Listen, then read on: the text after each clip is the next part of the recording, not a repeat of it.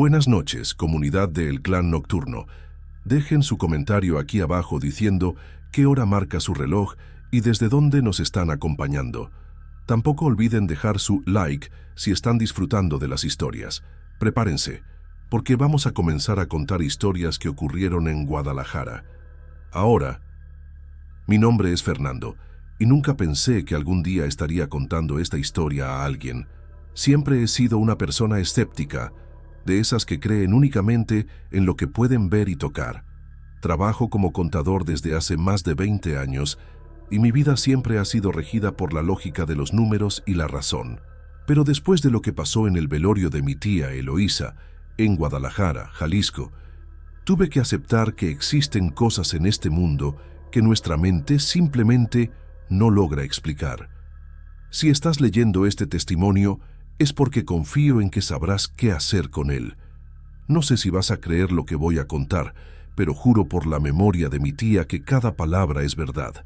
Lo que viví en esos 2 días me marcó de tal forma que hasta hoy, meses después, todavía despierto a medianoche pensando en esa figura sombría que vi durante el velorio. Tía Eloísa era hermana de mi mamá y una de las personas más queridas de nuestra familia. Había criado 5 hijos sola después de que el marido la abandonó y siempre fue una mujer fuerte, trabajadora y llena de fe. Vivía en una casa antigua en el centro de Guadalajara, en una calle angosta donde todas las familias se conocían desde hace generaciones. Cuando se enfermó, al final del año pasado, toda la familia se movilizó para cuidarla. Era un cáncer agresivo que la consumió rápidamente, pero enfrentó la enfermedad con la misma dignidad con que había enfrentado todas las dificultades de la vida. Se murió una mañana de domingo, rodeada por los hijos y nietos, susurrando oraciones hasta el último suspiro. La noticia de la muerte llegó por teléfono cuando estaba en casa, preparando la comida con mi esposa. Mi prima Leticia me habló llorando, diciendo que tía Eloísa había partido durante la madrugada. Tomé el primer camión a Guadalajara, llevando a mi familia conmigo. El viaje fue silencioso y pesado, con mi esposa sosteniendo mi mano, mientras yo trataba de procesar la pérdida. Tía Eloísa había sido como una segunda mamá para mí cuando era niño, siempre recibiéndome en su casa durante las vacaciones escolares. Era una mujer sencilla pero sabia, que conocía remedios caseros para cualquier mal y siempre tenía una palabra de consuelo para quien la necesitaba. Cuando llegamos a su casa, ya había mucha gente reunida, parientes de varias ciudades, vecinos antiguos, amigos de la iglesia. Todos vinieron a dar sus últimos respetos. La casa estaba llena de flores, veladoras prendidas y el olor característico de incienso que tía Eloísa siempre quemaba durante sus oraciones. El ataúd había sido puesto en la sala principal, rodeado por sillas para los familiares. Estaba linda, usando su mejor vestido azul marino y con el rosario que siempre cargaba entrelazado en sus manos. Parecía estar durmiendo, con esa expresión serena que recordaba de cuando se quedaba dormida en la mecedora durante las tardes calurosas. El velorio empezó oficialmente al mediodía, pero las personas siguieron llegando durante toda la tarde. Había un clima de tristeza, pero también de celebración por la vida que tía Eloísa había vivido. Las personas compartían historias, recordaban su generosidad, como siempre ayudaba a quien necesitaba. Mis primos organizaron todo con mucho cariño, proporcionando comida para los visitantes y manteniendo las veladoras siempre prendidas alrededor del ataúd. Ayudé en lo que pude, recibiendo el pésame y cuidando que todo saliera bien. Durante el día, nada anormal pasó. Era un velorio tradicional, lleno de dolor pero también de amor y respeto por la fallecida. Fue cuando anocheció que las cosas empezaron a ponerse raras, como a las 9 de la noche, cuando la mayoría de los visitantes se había ido y quedaban únicamente los familiares más cercanos. Empecé a escuchar ruidos que venían del interior de la casa. Eran sonidos ahogados, como si alguien estuviera caminando por los cuartos del fondo o moviendo muebles. Al principio, pensé que era algún pariente que se había quedado para ayudar en la organización, pero cuando le pregunté a mi prima Leticia, dijo que todos estaban en la sala. Los ruidos siguieron por unos minutos y después pararon. Traté de no darle importancia, achacándolo a los crujidos normales de una casa antigua, pero algo en el sonido me dejaba inquieto. Como una hora después, los ruidos regresaron, esta vez más intensos. Era como si alguien estuviera arrastrando muebles o abriendo y cerrando cajones. Mi primo Carlos, que también se había dado cuenta, sugirió que fuéramos a verificar. Tomamos una linterna y caminamos por los pasillos oscuros de la casa, checando cada cuarto, cada rincón. No encontramos nada fuera de lugar, ninguna señal de que alguien hubiera movido algo. Todas las ventanas estaban cerradas, las puertas con llave. Regresamos a la sala confundidos, pero tratando de no alarmar a los otros familiares. Mi tía siempre decía que la casa era antigua y que a veces hacía ruidos raros.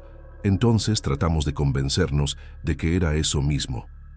Pero como a la medianoche, cuando la mayoría de las personas se había quedado dormida en las sillas o se había retirado a descansar, vi algo que me heló hasta los huesos. Estaba sentado en una silla cerca del ataúd, haciéndole compañía a tía Eloísa, cuando noté una sombra moviéndose en la penumbra del pasillo que llevaba a los cuartos. No era una sombra normal, proyectada por algún objeto. Era una figura humana, alta y oscura, que se movía lentamente hacia nosotros.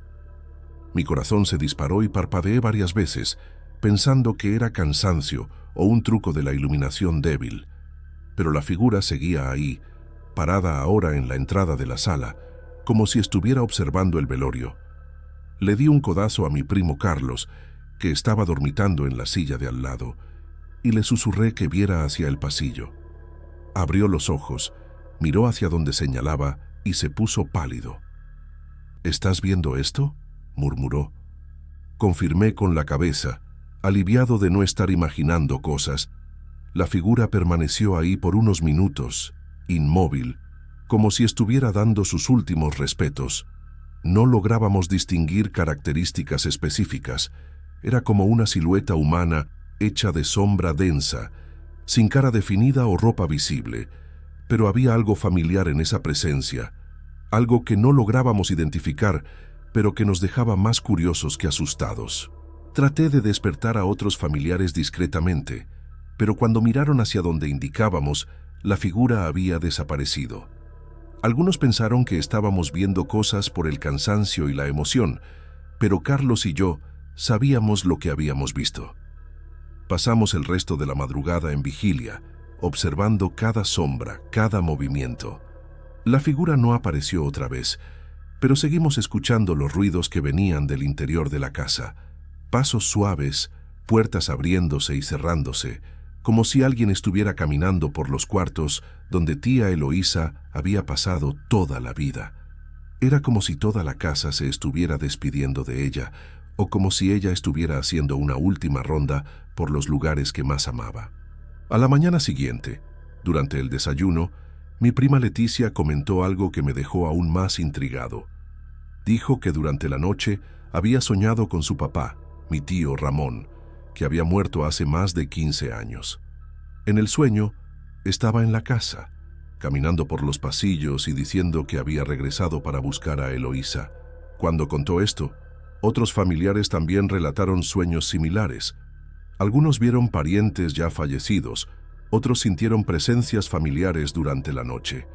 Era como si toda la familia que ya se había ido se estuviera reuniendo para recibir a tía Eloísa. La idea me dio escalofríos, pero también un extraño consuelo, como si ella no se fuera sola a donde quiera que fuera. El entierro estaba programado para las 2 de la tarde en el Panteón San Miguel, un lugar antiguo en las afueras de Guadalajara que había sido prácticamente abandonado por las autoridades. La familia había escogido ese panteón porque era donde estaban enterrados mis abuelos y otros parientes, y tía Eloísa siempre dijo que quería descansar al lado de ellos. El lugar era melancólico, con tumbas antiguas cubiertas de musgo y árboles enormes que creaban una penumbra constante. Muchas de las sepulturas estaban en estado de abandono, con lápidas rotas y hierba creciendo entre los caminos de piedra. Era el tipo de lugar que inspiraba respeto y una cierta reverencia por los muertos. El cortejo salió de la casa de tía Eloísa puntualmente a las 2 horas. Era una procesión larga, con decenas de carros siguiendo al carro fúnebre por las calles de Guadalajara. Yo estaba en el tercer carro, junto con mi esposa y algunos primos, observando la ciudad pasar por la ventana mientras trataba de procesar todo lo que había pasado la noche anterior. El día estaba nublado, con ese tipo de cielo gris que parece reflejar el humor de quien está de luto. Cuando llegamos al panteón, el padre ya nos estaba esperando junto a la tumba que había sido preparada para recibir a tía Eloísa. La ceremonia de sepultura fue sencilla pero emotiva. El padre hizo una oración bonita, hablando sobre la vida dedicada de tía Eloísa y sobre cómo había sido un ejemplo de fe y perseverancia para todos nosotros. Los nietos leyeron pasajes de la Biblia que más le gustaban, y cada familiar echó una flor sobre el ataúd antes de que fuera bajado a la tierra. Estaba concentrado en la ceremonia, tratando de despedirme mentalmente de mi tía, cuando noté algo que me dejó nuevamente perturbado. En la periferia del grupo de familiares, entre los árboles antiguos del panteón, vi varias figuras sombrías observando el sepulto. Eran siluetas similares a la que Carlos y yo habíamos visto la noche anterior. Formas humanas hechas de sombra, sin características definidas, pero claramente presentes. Había por lo menos 5 o 6 de ellas, esparcidas entre las tumbas antiguas, todas volteadas hacia nosotros como si estuvieran presenciando la ceremonia. Esta vez no traté de llamar la atención de nadie. Simplemente observé en silencio, tratando de entender lo que estaba viendo. Las figuras permanecieron ahí durante toda la ceremonia, inmóviles como centinelas, y solo desaparecieron cuando el padre dio la bendición final y empezamos a dispersarnos. En el camino de regreso a casa, platiqué con Carlos sobre lo que había visto en el panteón. Él también había notado las figuras sombrías, pero decidió no comentar para no alarmar a los otros familiares. Llegamos a la conclusión de que tal vez eran espíritus de parientes ya fallecidos que habían venido a despedirse de tía Eloísa, o tal vez eran otras almas que habitaban ese panteón antiguo y que se interesaron por la ceremonia. No teníamos explicación lógica, pero tampoco sentimos miedo o amenaza. Era como si fueran presencias benévolas, observadores silenciosos de un momento importante. En los días siguientes, mientras ayudábamos a organizar las pertenencias de tía Eloísa, encontramos algunas cosas que nos hicieron reflexionar sobre lo que habíamos vivido. Entre sus papeles personales, había un diario donde escribía sobre sueños que tenía con parientes fallecidos. En las últimas semanas de vida, había anotado varias veces que sentía la presencia del marido y de los papás, como si se estuvieran preparando para recibirla. Había también cartas que había escrito para cada hijo, para ser entregadas después de su muerte, donde hablaba sobre no tener miedo a la muerte, porque sabía que reencontraría a quienes amaba. Meses han pasado desde el velorio y el entierro de tía Eloísa, y hasta hoy no logro explicar racionalmente lo que vi en esos 2 días. Como contador, estoy entrenado para lidiar con hechos concretos, números que cuadran, explicaciones lógicas para cada situación. Pero esta experiencia me enseñó que hay aspectos de la existencia que escapan a nuestra comprensión racional. No sé si eran realmente espíritus de nuestros parientes fallecidos, si eran manifestaciones de nuestra propia necesidad emocional de creer que la muerte no es el final, o si eran fenómenos que la ciencia todavía no logra explicar. Lo que sé es que esa experiencia cambió mi perspectiva sobre la vida y la muerte. Antes, veía la muerte como un final definitivo, un punto final en la existencia. Ahora, tengo la sensación de que tal vez sea únicamente una transición, un paso hacia algo que no logramos comprender completamente mientras estamos vivos. Las figuras sombrías que vi no parecían amenazadoras o malignas, parecían familiares, como si fueran personas que conocíamos y que habían regresado para un momento importante. Era como si el velo entre los mundos de los vivos y los muertos se hubiera vuelto más delgado durante esos días de luto y despedida.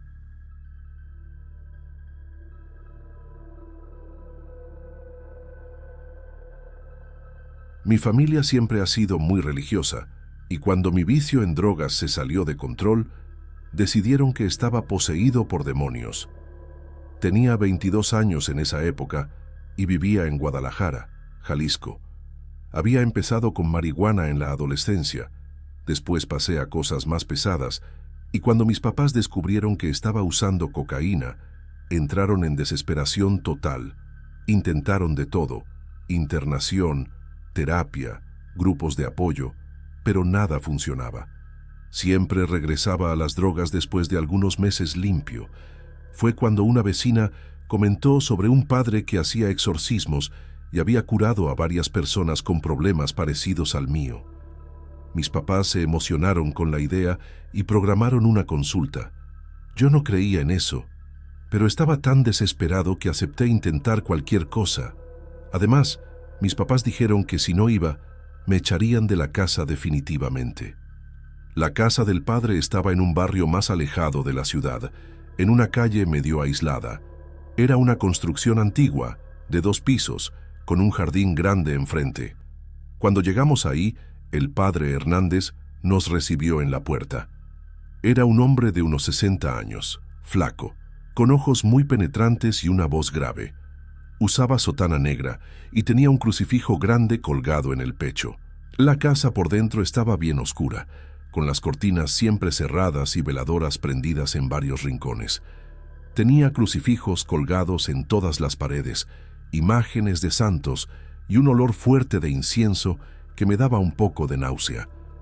El padre conversó con mis papás por unos 20 minutos, preguntando sobre mi comportamiento, cuándo había empezado el vicio, si decía cosas raras o actuaba de forma violenta. Mis papás le contaron todo con lujo de detalles, como si estuvieran haciendo un reporte médico. Después de la conversación inicial, el padre me llevó a una sala en el fondo de la casa que llamaba Sala de Purificación. Era un cuarto pequeño, sin ventanas, con únicamente una mesa en el centro y varias sillas alrededor. Las paredes estaban cubiertas de crucifijos de todos los tamaños, y había un lavabo pequeño en una esquina con lo que dijo que era agua bendita. El olor de incienso era aún más fuerte ahí adentro. El padre me explicó que el proceso de exorcismo tomaría varias sesiones, que tendría que venir 3 veces por semana durante un mes. Dijo que durante los rituales podría tener reacciones emocionales intensas, pero que era importante confiar en el proceso. Eso me dejó un poco incómodo, pero mis papás parecían convencidos de que era la solución. Programamos la primera sesión para la semana siguiente. El padre pidió que no usara ninguna droga en los días anteriores, para que el ritual fuera más efectivo. En la primera sesión, llegué acompañado de mis papás, pero el padre dijo que tenían que esperar en la sala de estar. Me llevó a la sala de purificación y empezó el ritual. Prendió varias veladoras, quemó incienso y empezó a rezar en latín mientras me echaba agua bendita. Después de unos 15 minutos, paró y dijo que podía sentir la presencia demoníaca, pero que sería necesario un ritual más intenso. Me pidió que me sentara en una silla específica y sostuviera algunos objetos religiosos durante las oraciones.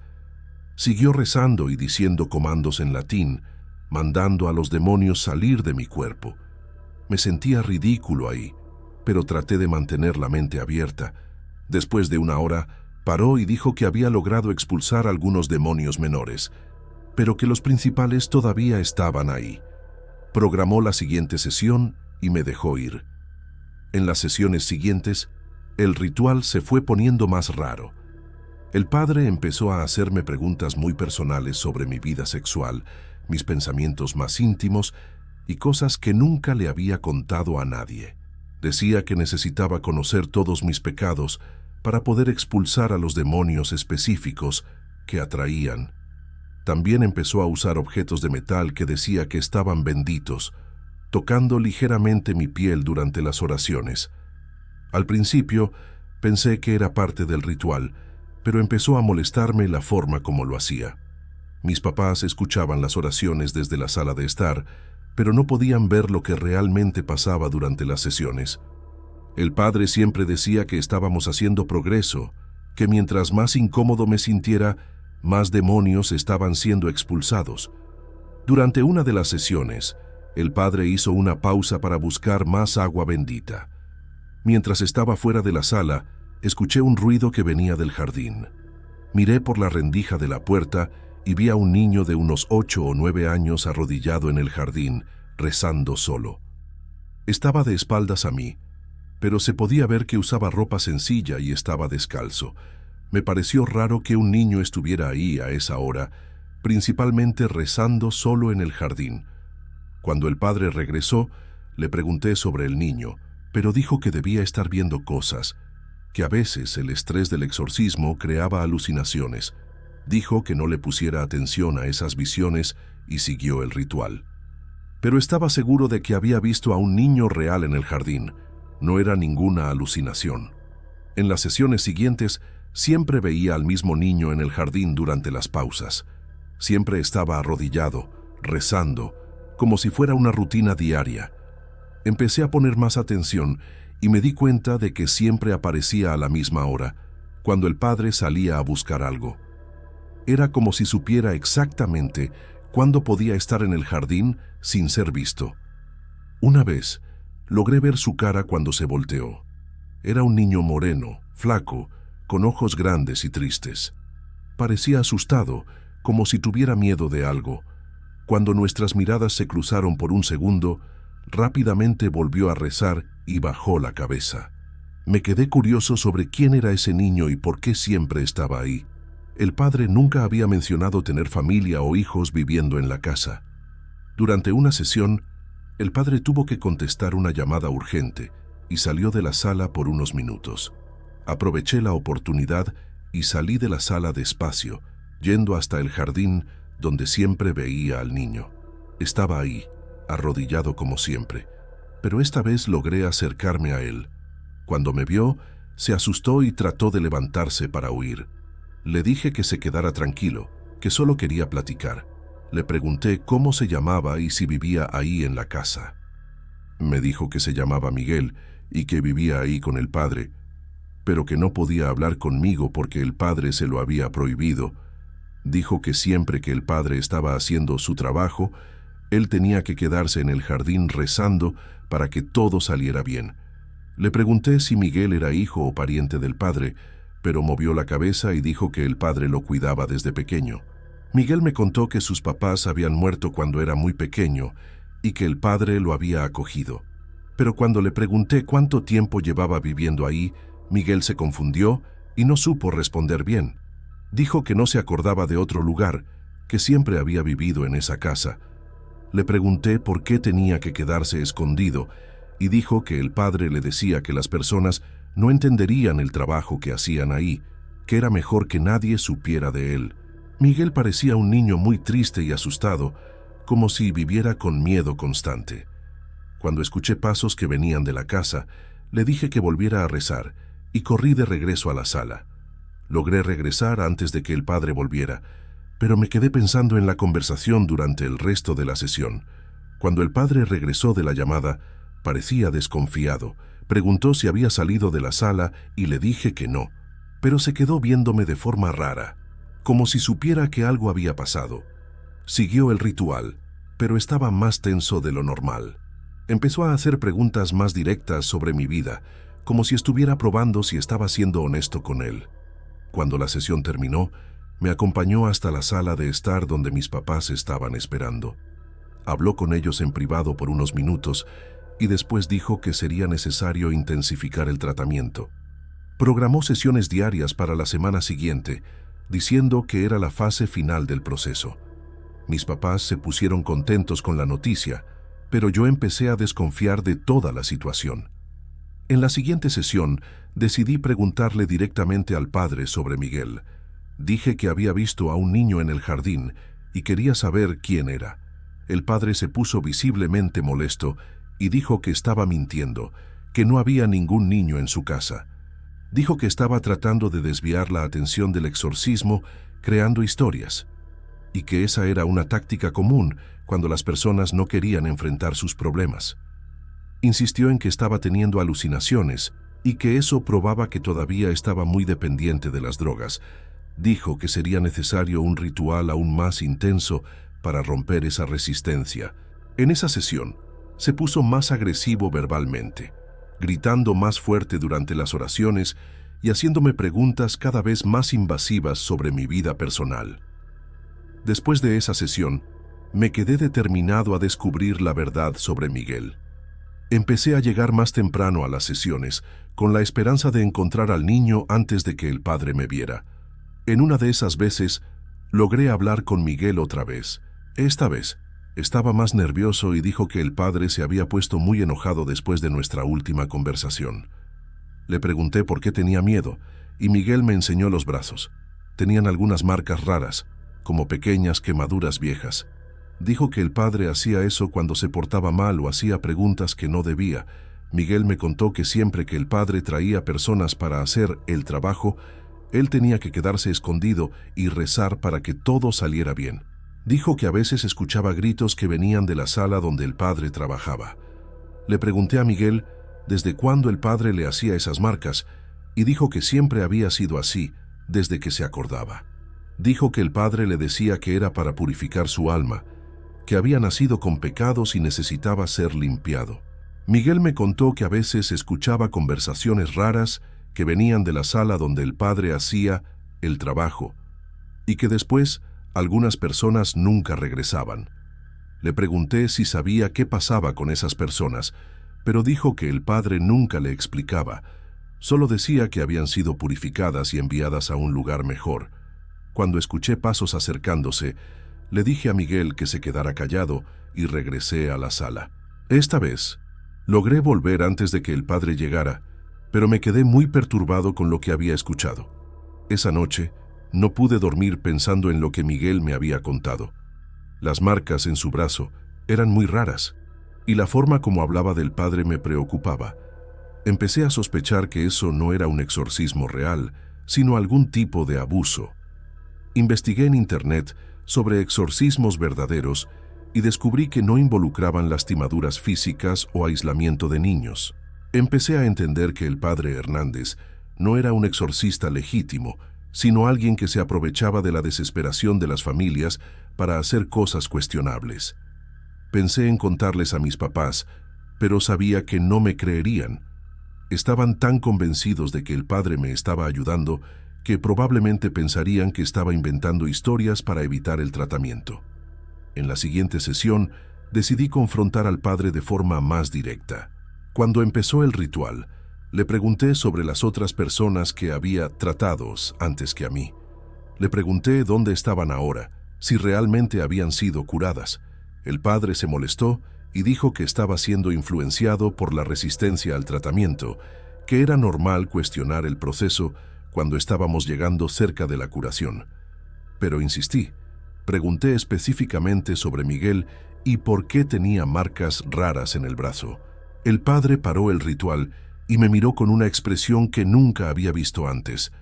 Era una mezcla de coraje y algo que parecía nerviosismo. Dijo que estaba haciendo preguntas peligrosas, que algunas cosas era mejor dejarlas en paz. El padre siguió el ritual, pero estaba visiblemente perturbado.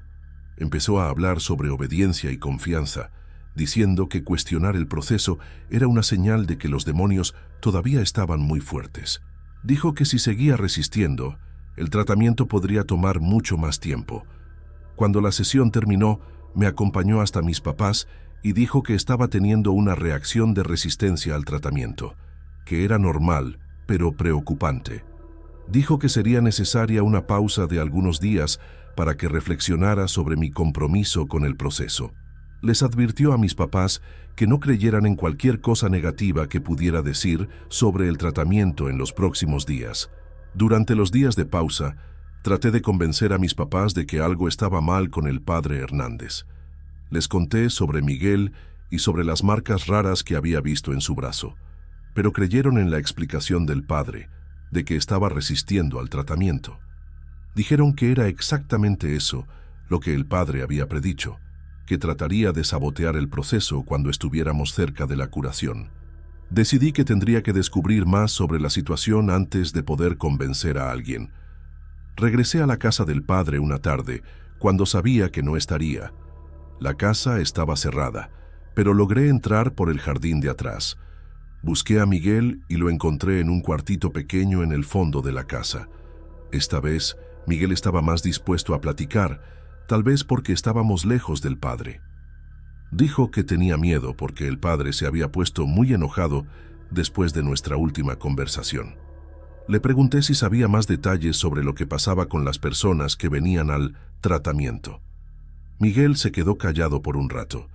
Después dijo que a veces escuchaba al padre hablando por teléfono sobre personas que habían desistido del tratamiento y se habían ido. Dijo que había visto al padre quemando papeles y documentos en una fogata en el fondo de la casa y que algunas veces encontraba objetos personales olvidados por la casa. Cuando le pregunté si pensaba que el padre había lastimado a esas personas, Miguel empezó a llorar y dijo que tenía miedo de hablar de eso. Miguel me contó que una vez le había preguntado al padre sobre sus verdaderos papás y que el padre se había puesto muy enojado. Dijo que sus papás habían sido personas malas que cuestionaron el trabajo de Dios y que por eso habían sido castigadas. Miguel dijo que empezó a sospechar que sus papás habían sido algunas de las personas que el padre había tratado y que tal vez habían descubierto algo que no debían. Cuando le pregunté cuánto tiempo había pasado desde eso, Miguel dijo que no se acordaba exactamente, pero que era pequeño cuando pasó. Dijo que desde entonces vivía con miedo de hacer preguntas o de disgustar al padre. Las marcas en su brazo eran un recordatorio constante de lo que pasaba cuando no obedecía. En ese momento, entendí que había algo muy malo pasando en esa casa. El padre Hernández no era un exorcista legítimo, sino alguien que se aprovechaba de la vulnerabilidad de las personas para hacer cosas cuestionables. Miguel probablemente estaba siendo mantenido ahí contra su voluntad, siendo abusado y amenazado para mantener silencio sobre lo que veía. Le dije a Miguel que íbamos a salir de ahí juntos, que iba a contarle todo a las autoridades y protegerlo. Pero cuando estábamos saliendo de la casa, el padre Hernández llegó. Nos vio juntos y se puso furioso. Le gritó a Miguel, preguntándole qué me había contado. Miguel se puso aterrado y empezó a llorar, diciendo que no había dicho nada importante. El padre me confrontó, diciendo que había violado su propiedad y que iba a llamar a la policía. Le dije que era exactamente eso lo que quería, que llamara a la policía para explicar por qué mantenía a un niño escondido y lastimado en su casa. El padre se puso visiblemente nervioso con mi respuesta y cambió de tono. Dijo que Miguel era su sobrino huérfano y que yo estaba malinterpretando la situación. Trató de convencerme de que regresara a casa y olvidara lo que había visto, diciendo que si le contaba algo a alguien, nadie me creería. Dijo que mis papás ya sabían que estaba teniendo alucinaciones y que cualquier historia que contara sería vista como síntoma de mi vicio en drogas. Salí de ahí determinado a exponer la verdad, aunque sabía que sería difícil convencer a alguien. Fui directamente a la delegación y le conté todo a la policía. Al principio, realmente no creyeron mucho en la historia, especialmente cuando supieron de mi historial con drogas. Pero cuando insistí y pedí que verificaran la situación de Miguel, decidieron hacer una visita a la casa del padre. Encontraron a Miguel en condiciones cuestionables, con señales de negligencia y abuso. El padre no logró explicar satisfactoriamente por qué mantenía al niño escondido o de dónde venían las marcas en su cuerpo. Una investigación más profunda reveló que Miguel no era realmente sobrino del padre y que no había documentación adecuada sobre su custodia. La investigación descubrió que el padre Hernández no era un clérigo ordenado, sino alguien que se hacía pasar por religioso para atraer víctimas vulnerables. Miguel fue puesto bajo protección del Estado y eventualmente logró contar más detalles sobre los abusos que sufría. Se descubrió que el padre operaba desde hacía varios años, siempre aprovechándose de familias desesperadas que buscaban soluciones espirituales para problemas complejos. Varias personas dieron testimonio sobre experiencias raras durante los exorcismos, pero muchas tenían miedo de hablar por vergüenza o por no ser tomadas en serio. El caso se volvió una investigación mayor sobre charlatanería religiosa y abuso infantil. Regresé a casa y les conté todo a mis papás. Se quedaron impactados y se sintieron culpables por haberme llevado a ese lugar. Buscamos ayuda profesional para mi vicio en drogas, esta vez con doctores y terapeutas de verdad. Fue un proceso largo, pero logré librarme de las drogas con tratamiento adecuado y apoyo familiar. El caso del falso padre Hernández me enseñó mucho sobre los peligros de buscar soluciones fáciles para problemas complejos. También me hizo darme cuenta de cómo las personas vulnerables pueden ser fácilmente explotadas por individuos malintencionados que se aprovechan de la fe y la desesperación ajenas. Hoy, años después, todavía mantengo contacto con Miguel a través de los servicios sociales. Se está recuperando bien y recibiendo el apoyo necesario para superar el trauma que vivió.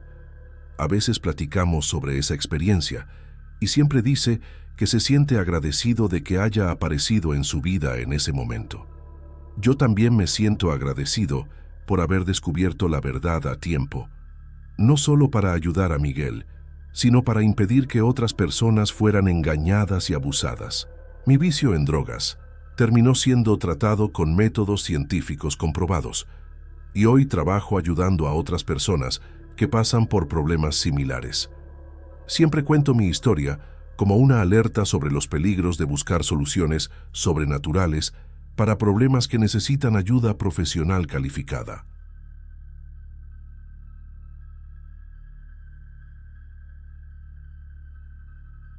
Compré la casa en Guadalajara a finales de 2019, después de meses buscando algo que me alcanzara en mi presupuesto. Era una propiedad antigua, construida en los años 40, con esa arquitectura colonial mexicana que siempre me ha fascinado. El precio estaba bien por debajo del mercado, lo que me debería haber alertado, pero estaba ansioso por salir de la renta. El corredor mencionó que los antiguos dueños se habían ido medio a las carreras, pero no dio muchos detalles. Los vecinos hicieron algunos comentarios raros cuando supieron que había comprado la casa. Una señora mayor que vivía en la esquina me paró en la calle y me dijo que debería tener cuidado, que esa casa tenía historia. Pensé que era solo superstición de gente más grande. Ya sabes cómo es. Todo mundo tiene una historia de fantasmas que contar sobre casas antiguas. Firmé los papeles sin pensarlo 2 veces. Las remodelaciones empezaron luego en la primera semana de enero. Contraté a un equipo local para hacer la pintura y algunas reparaciones básicas en la estructura. La casa estaba en buen estado general, pero necesitaba una mano de pintura y algunos ajustes en la parte eléctrica. Los albañiles eran bien experimentados y conocían la región desde hacía años. Luego, el primer día, uno de ellos comentó que ya había trabajado en esa casa antes, unos 10 años atrás. Dijo que los antiguos moradores eran una familia pequeña, solo la mamá y el hijo. Le pregunté qué había pasado con ellos, pero solo movió la cabeza y cambió de tema. El trabajo estaba progresando bien, pero noté que los trabajadores siempre se iban antes de que anocheciera. Cuando pregunté el motivo, dijeron que preferían trabajar solo durante el día. Fue durante la remodelación del segundo piso que descubrimos el cuarto oculto. Estábamos tirando una pared que parecía innecesaria cuando encontramos un espacio vacío atrás de ella. Era un cuarto pequeño, de unos 2 metros por 3, sin ventanas y con únicamente un foco colgado del techo. El olor a humedad era fuerte, como si el lugar hubiera estado cerrado por mucho tiempo. En el piso había algunas ropas de niño regadas, playeras pequeñas y un par de tenis que parecían haber sido usados recientemente. En un estante improvisado, encontramos varias fotografías antiguas en marcos sencillos. La mayoría mostraban a un niño de unos 8 o 9 años, siempre solo, jugando en el jardín de la casa. Las fotos tenían esa calidad medio deslavada de los años 90. Lo raro era que el niño en las fotos parecía siempre triste, aun cuando estaba sonriendo. Después del descubrimiento del cuarto, empezaron a pasar cosas raras en la casa. La temperatura cambiaba de repente, principalmente en el segundo piso, donde estaba el cuarto oculto. A veces estaba trabajando y sentía un frío súbito, como si alguien hubiera prendido el aire acondicionado al máximo. Otras veces, el calor se ponía insoportable sin motivo aparente. Los ruidos empezaron en la segunda semana después del descubrimiento. Eran pasos ligeros en el piso de arriba, siempre por la noche, cuando estaba viendo la tele o usando la computadora. Al principio, pensé que eran las tuberías de la casa acomodándose o algún animal en el techo. Pero los pasos tenían un ritmo muy específico, como si fuera un niño corriendo de un lado a otro. Cuando subía a verificar, nunca encontraba nada. Las fotografías que habíamos encontrado se quedaron en la mesa de la sala y juraba que a veces cambiaban de posición. Una noche, mientras organizaba las fotos para decidir qué hacer con ellas, me fijé en un detalle que había pasado desapercibido. En una de las imágenes, el niño estaba en el jardín de la casa, pero al fondo, en la ventana del segundo piso, se podía ver una sombra. La sombra tenía la forma de una mujer y parecía estar observando al niño jugar. La foto estaba un poco borrosa, pero la figura en la ventana era nítida lo suficiente para dejarme inquieto.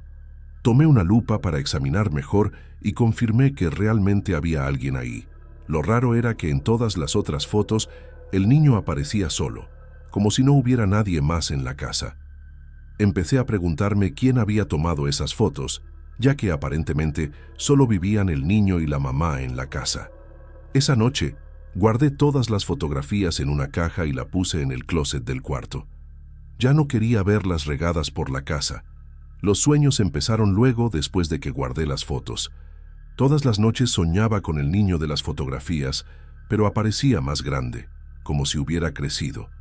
En el sueño, siempre estaba en el jardín de la casa, cavando hoyos en la tierra con las manos.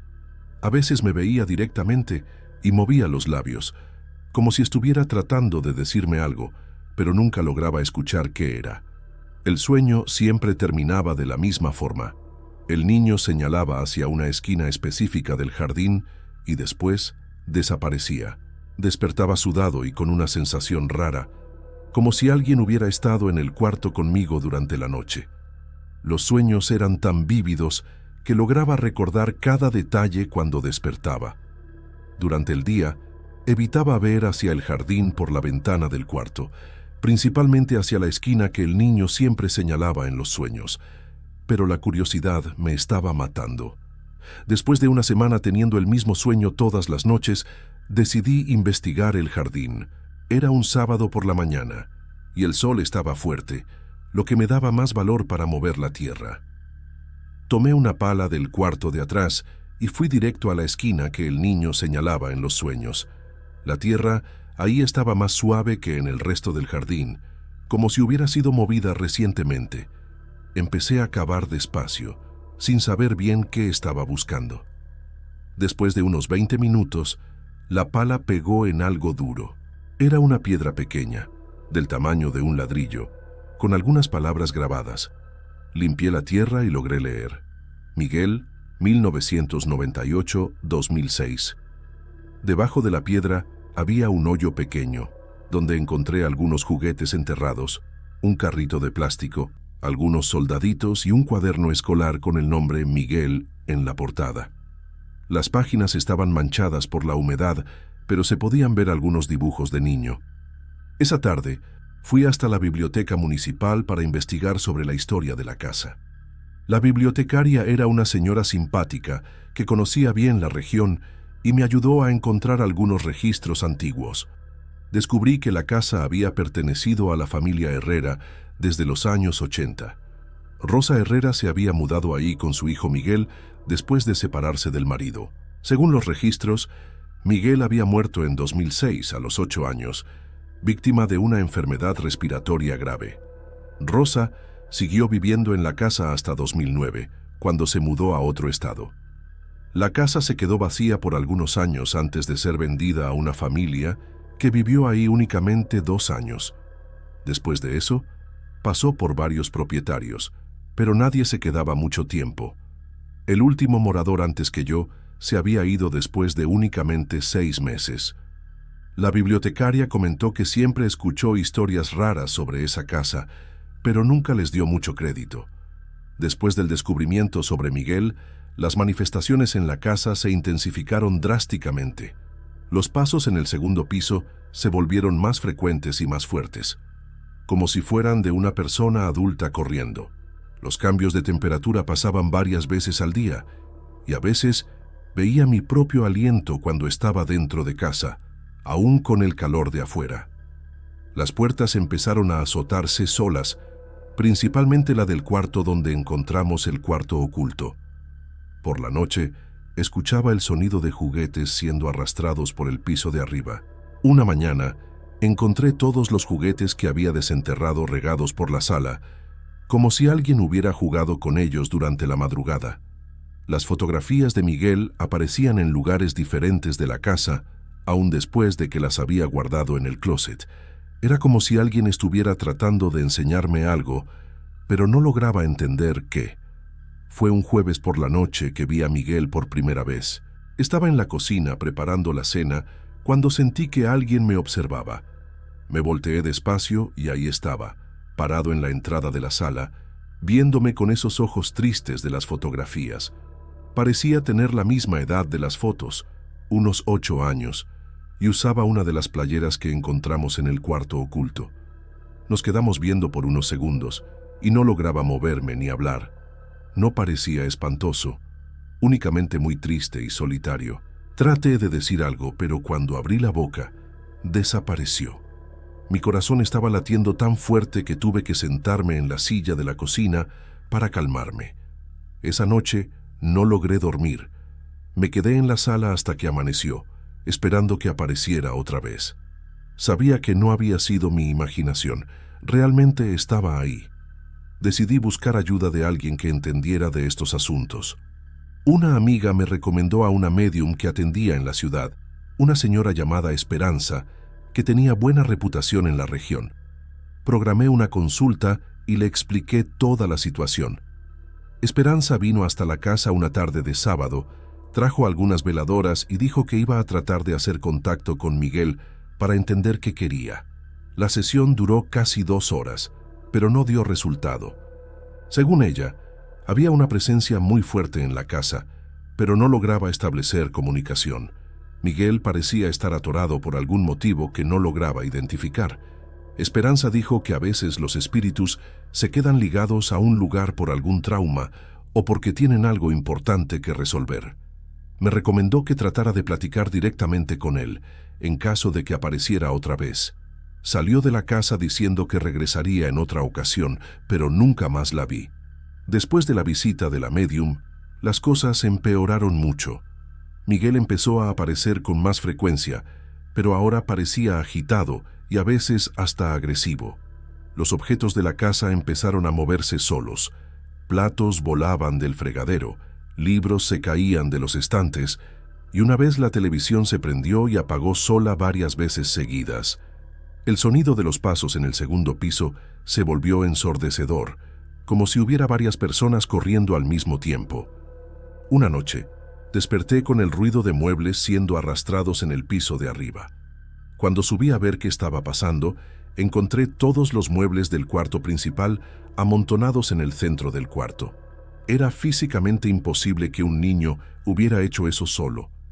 Empecé a dormir en la sala porque ya no lograba subir al segundo piso después de que anochecía. La situación se estaba volviendo insostenible y estaba seriamente considerando mudarme. La última aparición pasó una madrugada de domingo. Estaba acostado en el sillón de la sala cuando escuché pasos bajando la escalera. Esta vez no era solo Miguel. Una mujer estaba con él y por los rasgos de la cara era claramente su mamá. Rosa parecía más grande de lo que en las pocas fotos que encontré de ella y tenía una expresión de profunda tristeza. Los dos se quedaron parados al pie de la escalera, viéndome en silencio. Miguel señaló hacia la dirección del jardín, el mismo gesto que hacía en mis sueños. Rosa puso la mano en el hombro del hijo y dijo algo que no logré entender, pero el tono era de despedida. Se voltearon y caminaron hacia la puerta del frente, que se abrió sola. Salieron de la casa y desaparecieron en la oscuridad de la calle. Esa mañana, cuando salió el sol, la casa estaba completamente silenciosa por primera vez en meses. Ya no había pasos, no había cambios de temperatura, nada. Era como si finalmente hubieran encontrado paz. Decidí mudarme la semana siguiente, no porque tuviera miedo, sino porque sentí que mi presencia ahí ya no era necesaria. Miguel y Rosa habían conseguido lo que necesitaban fuera lo que fuera. Puse la casa en venta y en menos de un mes apareció un comprador. Antes de irme, enterré otra vez los juguetes de Miguel en el jardín, junto con las fotografías. Parecía lo correcto que hacer. La familia que compró la casa todavía vive ahí, y por los comentarios de los vecinos, nunca han tenido problemas con manifestaciones raras.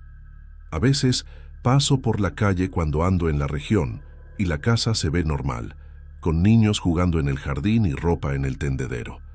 Es como si Miguel y Rosa finalmente hubieran logrado seguir adelante.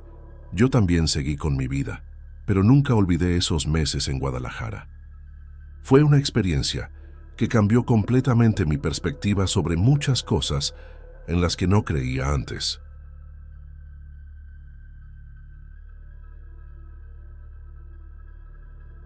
Mi nombre es Carmen y tengo 68 años. Mi esposo Roberto murió hace 6 meses de un infarto fulminante. Estuvimos casados 45 años y nunca imaginé que sería tan difícil vivir sin él. Los hijos viven lejos, en otras ciudades, y la casa se quedó muy silenciosa. Empecé a despertar de madrugada esperando escuchar su respiración a mi lado. Durante el día, a veces preparaba café para 2 personas por costumbre. La soledad me estaba consumiendo de una forma que nunca había experimentado antes. Mi vecina Dolores me sugirió buscar a una médium que conocía. Dijo que muchas personas lograban despedirse bien de sus seres queridos de esa forma. Al principio, pensé que era tontería, pero el dolor estaba tan grande que decidí intentar. La médium se llamaba Esperanza y atendía en una casa antigua en el barrio de Tlaquepaque. Dolores me dio la dirección y dijo que era muy conocida en la región. Tomé el camión una tarde de jueves, llevando en la bolsa una foto de Roberto. La casa estaba pintada de azul deslavado, con un portón de hierro oxidado. Había un letrerito discreto en la entrada: Consultas espirituales, Esperanza. Toqué el timbre y una mujer de unos 50 años me atendió. Usaba un vestido negro largo y muchas pulseras que hacían ruido cuando se movía. Me llevó hasta una sala en el fondo de la casa, donde las cortinas estaban cerradas. El ambiente olía a incienso y había veladoras prendidas en varios rincones. La sala tenía una mesa redonda en el centro, cubierta con un mantel morado bordado. Sobre la mesa había una bola de cristal, algunas cartas de tarot regadas y un crucifijo pequeño. Esperanza me pidió que me sentara en una silla de madera que crujía un poco. Se sentó del lado opuesto y empezó a hacerme preguntas sobre Roberto. Quería saber cómo había muerto, cuánto tiempo había pasado, si teníamos hijos.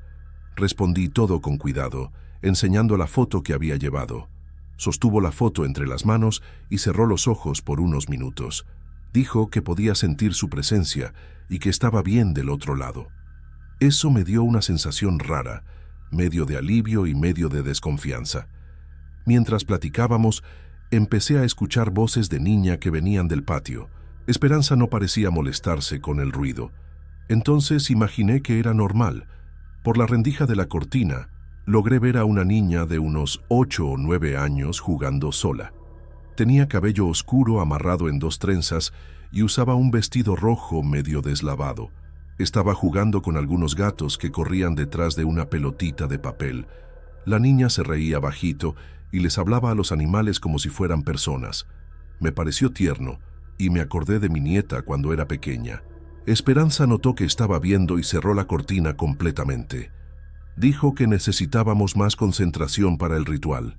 Esperanza prendió más veladoras y empezó a murmurar palabras que no entendía. Puso las manos sobre la bola de cristal y me pidió que hiciera lo mismo. El vidrio estaba frío y medio áspero al tacto. Empezó a respirar de forma rara, más profunda y lenta.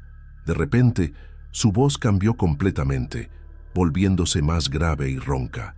Dijo que Roberto estaba ahí y quería hablar conmigo. Mi corazón se disparó en ese momento. La voz que salía de su boca no era igual a la de mi esposo, pero las palabras que decía eran cosas que solo él sabría. Habló sobre nuestra luna de miel en Puerto Vallarta, sobre el perro que tuvimos cuando éramos jóvenes. Mencionó hasta la discusión que tuvimos la última semana antes de que muriera. Durante la sesión, Me di cuenta de que la niña del patio se había acercado a la ventana. Estaba parada afuera, observando todo a través del vidrio.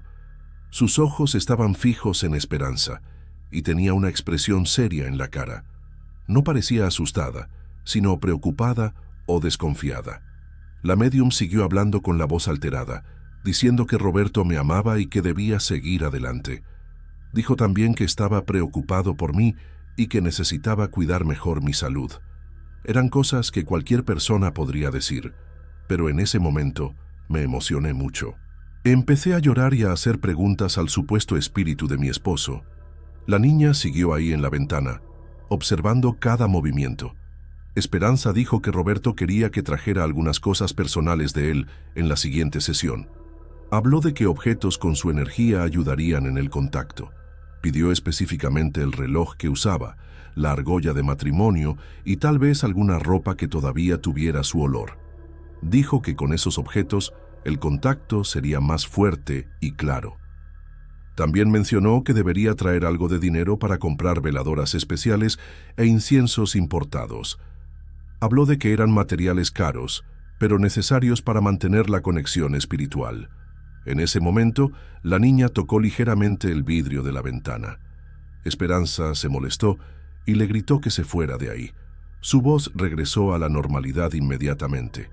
Cuando la sesión terminó, estaba emocionalmente agotada.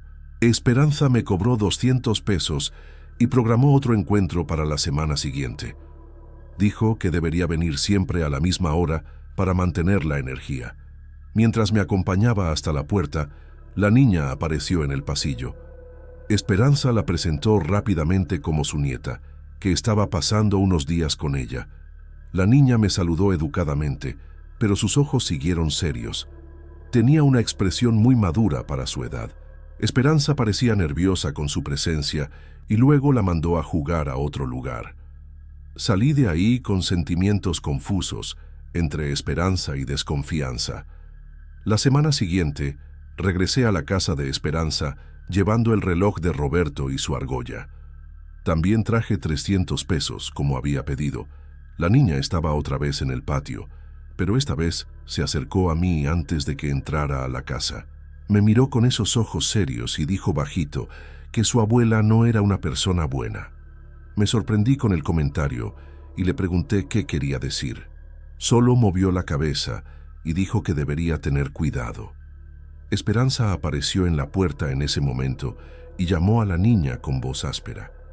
La niña corrió adentro de la casa, pero antes me miró una vez más con expresión preocupada. La segunda sesión fue similar a la primera, pero Esperanza parecía más confiada. Sostuvo el reloj de Roberto y dijo que su energía estaba muy fuerte. Otra vez cambió la voz y empezó a hablar como si fuera mi esposo. Esta vez pidió que trajera más objetos personales de él y también mencionó que debería considerar hacer una donación para la obra espiritual de Esperanza. Habló de cantidades altas, de miles de pesos. Dijo que Roberto estaba preocupado por mi futuro financiero y que esa donación me traería protección. Durante toda la sesión, la niña se quedó observando por la ventana. Cuando Esperanza no estaba viendo, la niña hacía gestos negativos con la cabeza, como si me estuviera alertando sobre algo. Al final de la sesión, Esperanza fue al baño y me quedé sola en la sala por unos minutos. La niña aprovechó para entrar rápidamente por la puerta de atrás. Se acercó a mí y susurró que su abuela guardaba muchas cosas de otras personas en un cuarto cerrado con llave. Dijo que había visto relojes, joyas y dinero escondidos ahí. Habló de que su abuela siempre les pedía a las señoras tristes que trajeran cosas de sus esposos muertos. La niña parecía asustada, pero determinada a contarme eso. Dijo que su mamá no sabía nada porque vivía lejos. Esperanza regresó en ese momento y la niña salió corriendo. La médium preguntó si había pasado algo, pero le dije que no. Salí de ahí muy perturbada con lo que la niña me había contado. Durante la semana no pude dejar de pensar en sus palabras. Empecé a cuestionar si las cosas que Esperanza decía realmente venían de Roberto o si solo me estaba engañando. Recordé que había pedido información muy específica sobre nuestra vida antes de empezar a incorporar a mi esposo. También me molestó el hecho de que siempre pidiera objetos de valor y dinero. Decidí que regresaría una vez más, pero esta vez estaría más atenta a los detalles. Quería estar segura antes de tomar cualquier decisión. El dolor de la pérdida todavía era muy grande, y no quería desistir si había una oportunidad real de hablar con Roberto. En la tercera visita, llevé únicamente una pequeña cantidad de dinero y un pañuelo de Roberto que no tenía mucho valor. Esperanza pareció decepcionada cuando vio que no había traído más objetos caros. Dijo que el contacto se estaba volviendo más débil y que necesitábamos artículos con más energía. Insistió en que trajera la escritura de la casa o algún documento importante de Roberto. Habló de que los espíritus a veces pedían ese tipo de cosas para proteger a los vivos. Eso me sonó muy raro y empecé a desconfiar seriamente de sus intenciones. Durante la sesión puse más atención a las cosas que decía. Me di cuenta de que siempre eran generalidades que podrían aplicarse a cualquier persona. La niña estaba otra vez en el patio, pero esta vez parecía más agitada. Caminaba de un lado a otro y veía hacia la casa con expresión preocupada. Durante la sesión, se acercó a la ventana varias veces, como si quisiera decirme algo urgente. Esperanza estaba más concentrada en la bola de cristal y no notó el movimiento de la nieta. En determinado momento, cuando la médium tenía los ojos cerrados, recibiendo el espíritu de Roberto, la niña logró llamar mi atención. Señaló hacia un pasillo de la casa e hizo gestos indicando que debería ver hacia esa dirección. No entendí bien qué quería, pero me di cuenta de que era algo importante. Cuando la sesión terminó, pedí usar el baño antes de irme. Esperanza me indicó el camino, que pasaba por el pasillo hacia donde la niña había señalado. Mientras caminaba, noté que había una puerta cerrada con candado. Era raro tener una puerta cerrada de esa forma dentro de casa. Me quedé curiosa, pero no tuve valor de preguntar nada. En el baño, logré escuchar a la niña y a Esperanza discutiendo en voz baja en la cocina. No logré entender todo, pero escuché a la niña hablando algo sobre contarle a mamá y a Esperanza, respondiendo con voz molesta. Cuando salí del baño, ya habían dejado de discutir, pero el ambiente estaba tenso. Esperanza me acompañó hasta la puerta e insistió en que regresara la semana siguiente con más objetos de Roberto. Dijo que estaba ansioso por comunicarse mejor conmigo. Mientras hablaba, la niña apareció con una bolsa de dulces en la mano. Me ofreció uno con una sonrisa tímida. Era un dulce de tamarindo, de esos que les encantan a los niños. Acepté el dulce y le agradecí. La niña me miró a los ojos y dijo bajito que parecía una persona buena. Esperanza se molestó con la interrupción y mandó a la nieta a su cuarto. La niña obedeció, pero antes de irse, me miró una vez más con esa expresión seria y preocupada. Esa noche no pude dormir pensando en todo lo que había pasado. Las palabras de la niña resonaban en mi cabeza, junto con los recuerdos de las sesiones. Empecé a darme cuenta de que Esperanza siempre pedía cosas de valor y nunca ofrecía nada concreto a cambio. Los mensajes del supuesto espíritu de Roberto eran vagos y podrían aplicarse a cualquier viuda. También me molestaba el hecho de que siempre quisiera más dinero y objetos. Decidí que no regresaría más, pero antes quería estar segura de que estaba tomando la decisión correcta. Pensé en platicar con Dolores, que me había recomendado a la médium, para saber si otras personas habían tenido experiencias similares. Al día siguiente, busqué a Dolores y le conté sobre mis desconfianzas. Se sorprendió y dijo que nunca había escuchado nada malo sobre Esperanza. Contó que varias personas del barrio ya habían consultado con ella y quedaron satisfechas. Eso me dejó aún más confundida. Tal vez estaba siendo paranoica por el dolor de la pérdida. Dolores sugirió que le diera otra oportunidad a la médium, pero ya había decidido que no regresaría. Le agradecí el consejo y regresé a casa. Durante el resto de la semana, me quedé pensando en la niña y en la expresión preocupada que siempre tenía. Había algo en esos ojos que me decía que sabía cosas que no debería saber. Una semana después, estaba haciendo compras en el mercado cuando encontré a la niña acompañada de una mujer más joven. La mujer se parecía mucho a ella, entonces imaginé que era la mamá. La niña me reconoció inmediatamente y vino corriendo hacia mí. Le dijo a la mamá que yo era la señora buena que visitaba a su abuela. La mamá se presentó como Lucía y dijo que estaba visitando a Esperanza con su hija.